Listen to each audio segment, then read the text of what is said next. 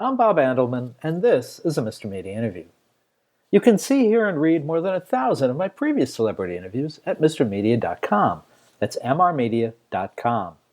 Subscribe to the show on YouTube, Apple Podcasts, iTunes, Apple News, Google Play, Mixcloud, or Stitcher, and follow me on Twitter and Facebook. On today's show, I'm excited to share, for the first time ever, my raw 1983 audio interview with Father Guido Sarducci, a.k.a. Saturday Night Live comedian Don Novello. We talked in the balcony of the beautiful Art Deco Tampa Theater before his performance on May 7th, 1983. I was just a year out of college, in awe of being in his presence, but I did my best. I'm posting this interview in honor of his 75th birthday, January 1st, 2018. Happy birthday, Father. Maybe this is more of a Don question than a Father. Let me get it out, and then how does it feel to be marketed? Let's put it that way.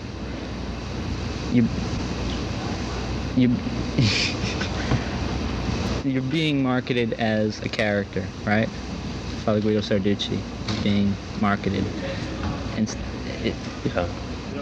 Right. Yeah. Okay. Yeah. All right. And there's so many things that you have to do as a character. Whereas if you were just a guy going to a concert,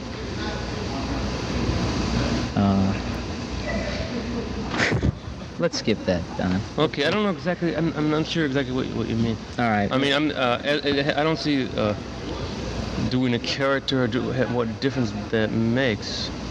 Well, if I were doing myself, what is the market any different? Well, I just wonder if now Tom Chapin comes down, and it's Right. Tom Chapin. Okay. Right. Father Guido Sarducci is kind of a cartoonish character. He's satirical. He's very funny, and he has a different appearance. You know, he's got the hat or glasses and the robes, and I just wonder if people, because they know that, you know, your promoters or the media, because they know that you're going to put on that, you're going to become that cartoon character, if that sometimes, after you've been doing this for week after week after week, gets a little demeaning maybe.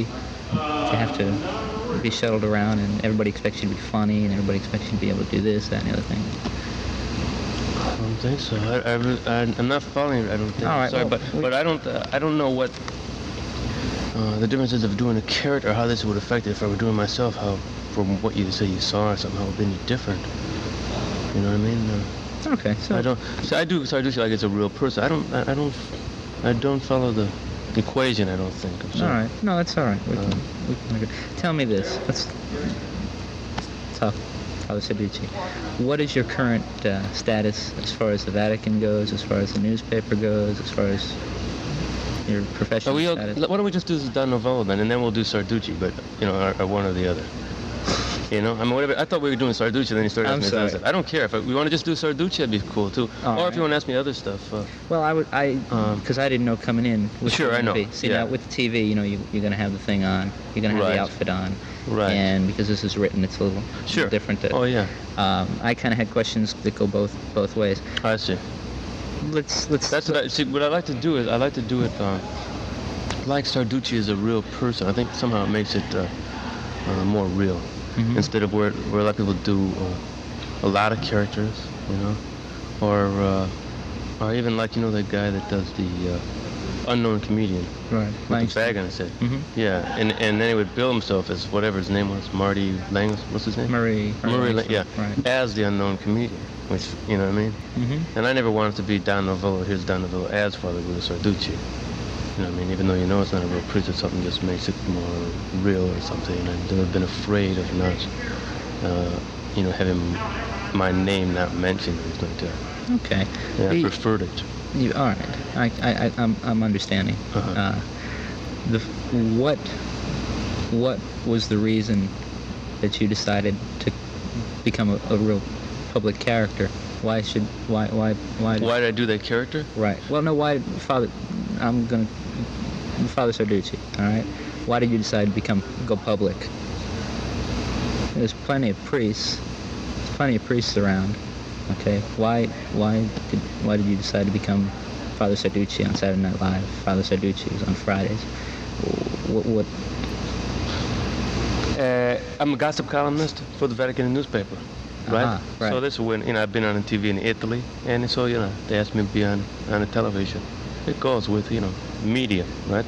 you have better contacts than Rona Barrett does, you think? In Europe, for sure, you know, Mm-hmm. Miss Rona's not too big. She steals stuff from me a lot, though. And sometimes I do, you know, borrow some stuff from her, but I always change it around a little bit. Mm-hmm. Did you do? Did you bring your gossip to television in Europe, or is America the only place you? No, I was in Europe first. It was in Europe. Right, I see. right. I went to Marconi School of Broadcasting. That's how I got into media. Mhm. And then I was like working as a disc jockey for Vatican Radio. And then I got on What the kind of music newspaper. do you play on Vatican Radio? Well, this was a while ago. It was rock and roll. It was rock and roll. Right. And then we had a boat called the Vatican Free Radio. Uh-huh. And we would broadcast to communist countries. And I would, it was dock 2 miles off the coast of Albania. And I would play like Adriano Celentano, you probably know who he is, right? Rita Pavone, Paul Anka, that kind of stuff. Uh-huh. Gina Pitney, my Gina favorite. Pitney is a big one. Yeah. Right. Was there certain kinds of music that you couldn't play on Vatican Radio? Certain.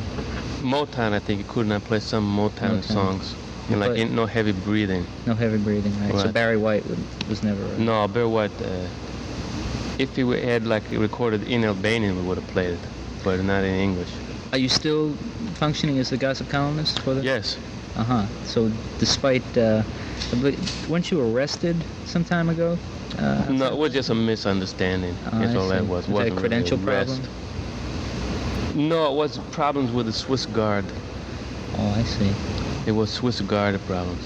It's when the Polish Pope was elected, Mm-hmm. I wrote this article that says that now that we broke tradition and have non-Italian Pope, let's break more tradition and have non-Swiss guards. See, and these guys took it personal. Oh, I see. See, it made no sense to me that we have unemployment in Italy, and the Vatican's bringing in Swiss people to work in Rome. See, so I said, let's get some Italian Swiss guards, some Greek Swiss guards. So I guess it's just the risk that a gossip columnist takes. That's in, right. Saying what has to be said. Right, they got vendettas. What's going on right now? What's the hottest gossip within the Vatican now? Is there anything that's real kind of hot and breaking? Well, you see, when I'm at the Vatican, I really don't do a lot of gossip about the Vatican because that would get me in a lot of trouble. Right. You know what I mean? I do more like Hollywood and Oh, I see. movies. Reporting back to the Vatican. And that kind of stuff. I report in the Vatican newspaper. Ah, I see. Right. I see. Now, you've appeared on Saturday Night Live and Right. Fridays and SCTV as well, I believe. No, I weren't on wasn't. SCTV. No. Okay. But Fridays I was just hosted it once. Oh, I thought I'd seen you more than once, but I guess not. No. Have you got some television coming up? Will we see you? Well, and in Italy I do. I'm on the Mike Buongiorno show. Mike I'm a regular once a week. I do a cooking show, right, called La Cucina con Guido.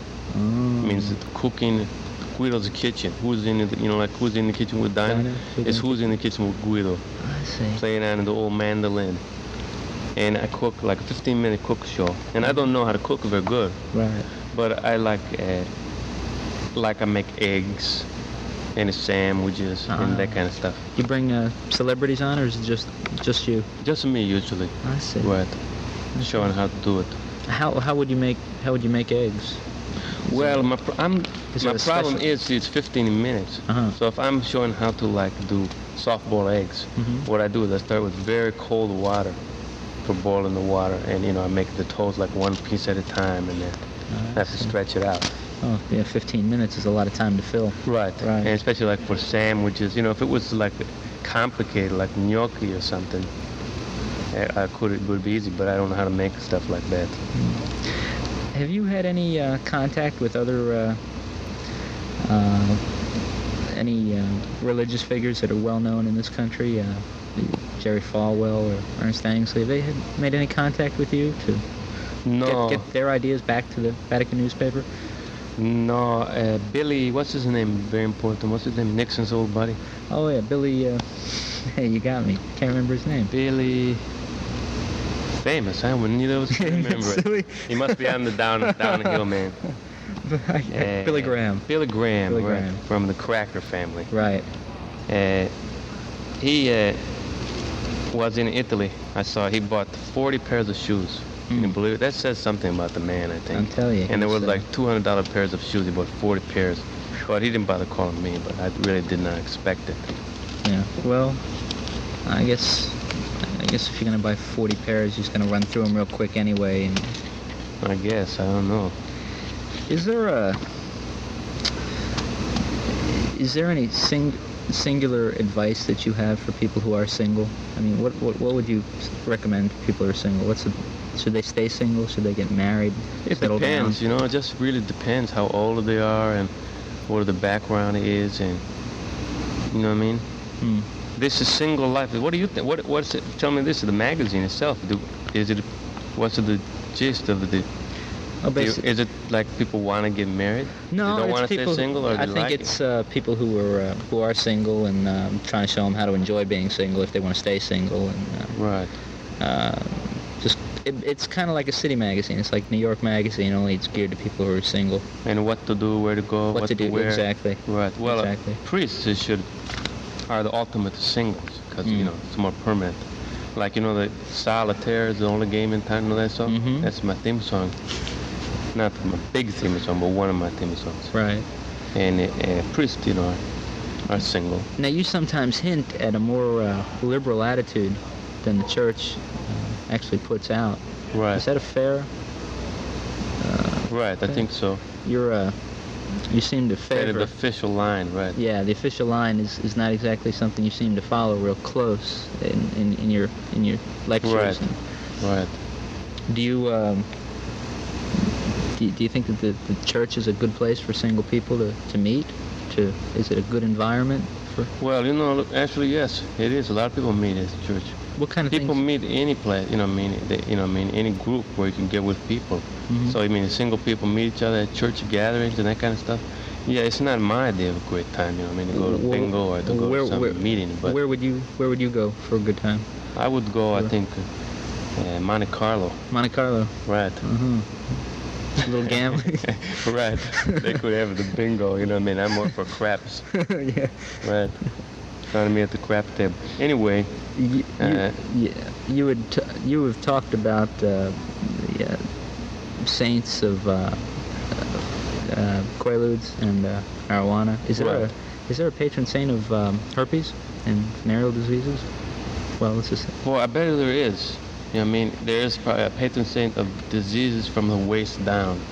You know, I don't know if they divided it up exactly. You know what I mean? The waist down, and then it stops at the knees. And then there's another patron saint who has like the patron saint of podiatrist, I think it's called. You know what? No. What they call those doctors for feet? Oh, podiatrist. Yeah, patron saint of a podiatrist. And it's like for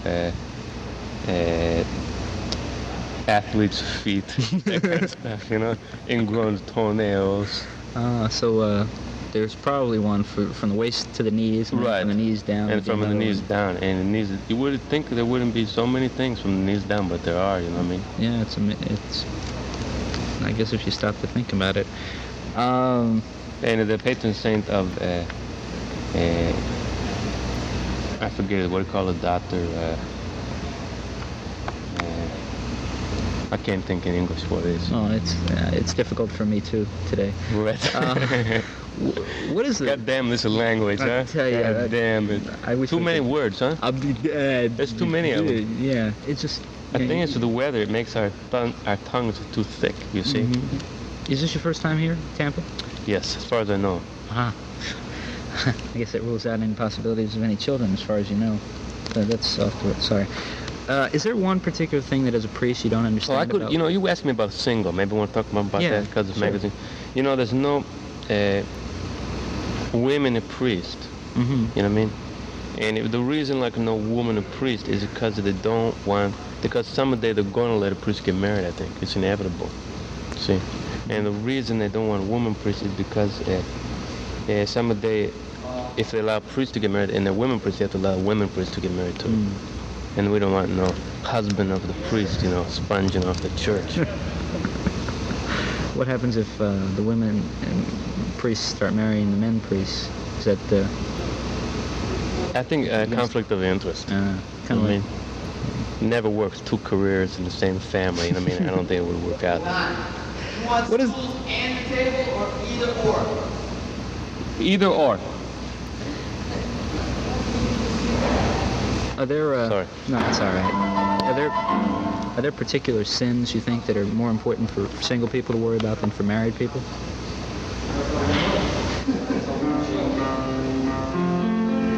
Well, I guess no. You could get into different sins because of either your state in life. As far as the church is concerned,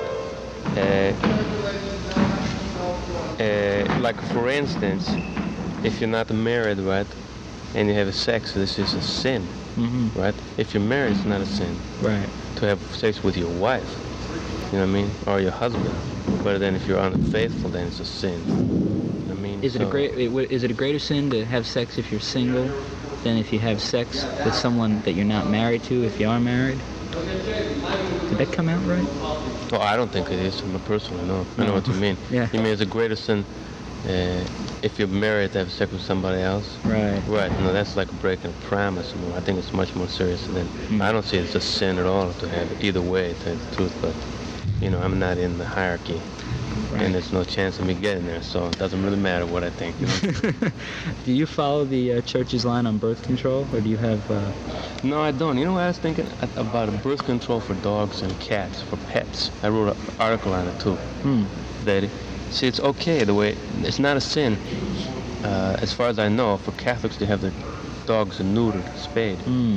And I believe, if it's bad for humans, how is it good? How could you do it for pets, right? It's natural procreation. Right. And in fact, it's much more of a sin, I think, because the poor animal doesn't choose on its own, The animal thinks it's going to the vet to have its nails clipped, First thing you know, they're taking out its ovaries or something, you know what I mean?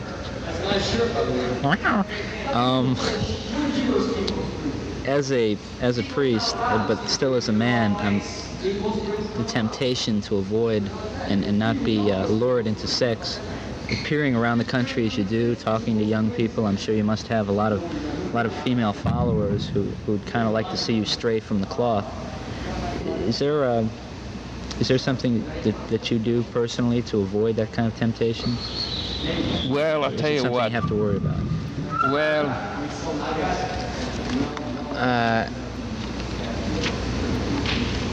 is it?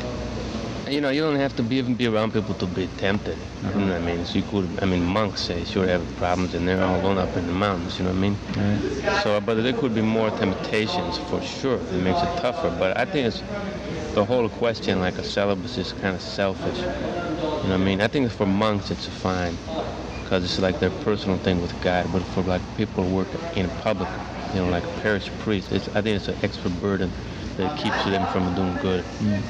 You know what I mean? To always have, you see, because everybody know, when do you have sex the least on your mind? When is a man and woman too, I think, have sex the least on your mind? I think. What?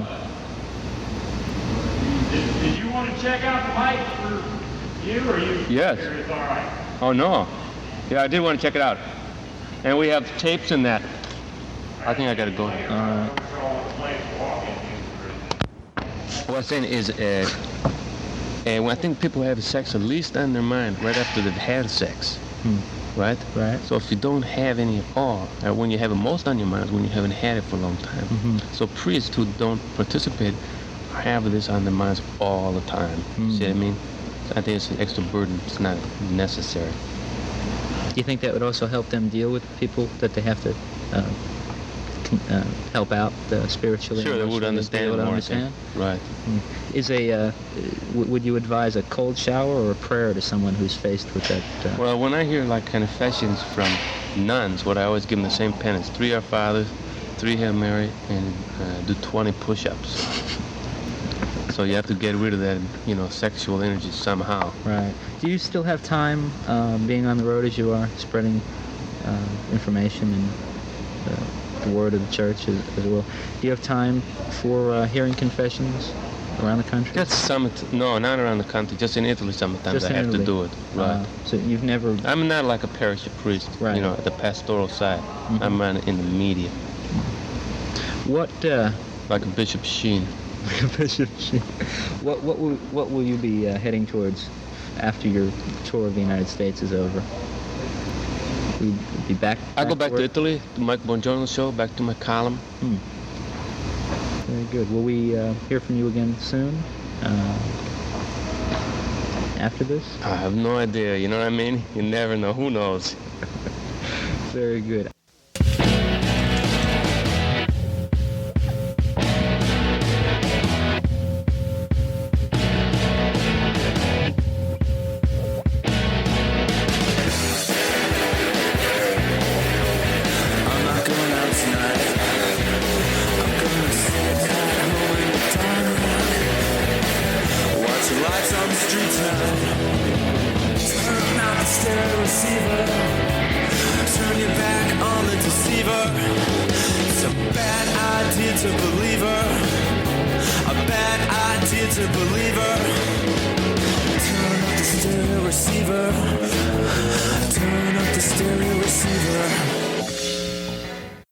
Mr. Media is recorded live before a studio audience of Saturday Night Fever fans who left the theater and couldn't stop cursing like a mofo for months.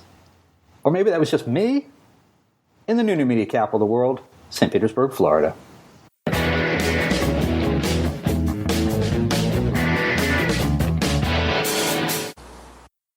Hi, this is Rich Scheidner. And if you've ever wondered what it was like to be a stand-up comedian in the 1980s, I'm going to do you a big favor.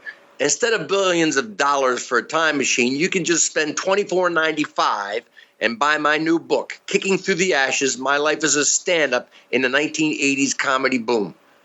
It will save you money and give you thrills. It will take you there. Go to my website, richscheidner.com, go to amazon.com, and buy this book.